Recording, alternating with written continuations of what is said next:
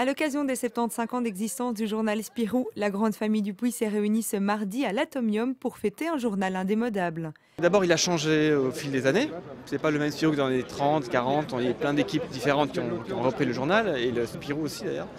Et que chaque époque, chaque auteur a été témoin de son époque. Donc il a regardé comment fonctionnait, et c'est un journal différent. Celui des années 80, celui des années 90, celui d'aujourd'hui, il est différent. Donc il traverse les époques grâce à ça en fait. Grâce à des rédacteurs-chefs et des auteurs différents, le journal a donc évolué tout en gardant une ligne éditoriale bien spécifique. La seule ligne qui traverse les années, c'est certainement l'idée que c'est un journal familial. Donc c'est pas un journal que pour les enfants, mais en gros les parents l'achètent pour leurs enfants, mais ils le lisent autant. Même si la nouvelle génération d'auteurs vient aujourd'hui principalement de l'étranger, le journal Spirou reste définitivement familial et s'adresse à tous les âges. Des histoires des histoires que tout le monde peut lire, des histoires que les grands peuvent lire, que les petits aussi. C'est un journal que je reçois toutes les semaines. Dès que je l'ai, je suis très contente parce qu'il y a toutes les histoires que j'adore dedans. Qu'est-ce que ça représente pour vous en fait ce journal? Un long fil qui remonte à ma jeunesse et beaucoup d'aventures adorables.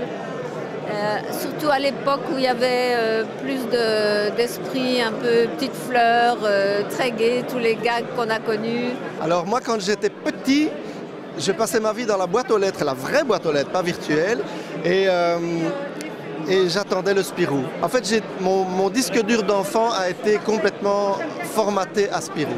Parce que dans Spirou, on se marrait bien. À l'époque, je l'ignorais parce que j'étais petit lecteur, mais à l'époque, le rédacteur en chef était Yvan Delporte, que j'ai croisé plus tard et avec qui j'ai fait plein de trucs. Et il m'a énormément marqué par son état d'esprit, par son ouverture d'esprit, par son autodérision et par son foutage de gueule de tout ce qu'il y a autour du monde entier. Pour évoluer avec son temps, Spirou vient de lancer Spirou Z, le premier magazine de bande dessinée numérique. Et à l'occasion des 75 ans de Spirou, la Libre et l'ADH vous proposent de redécouvrir les aventures de Spirou et Fantasio à travers une collection de 54 albums.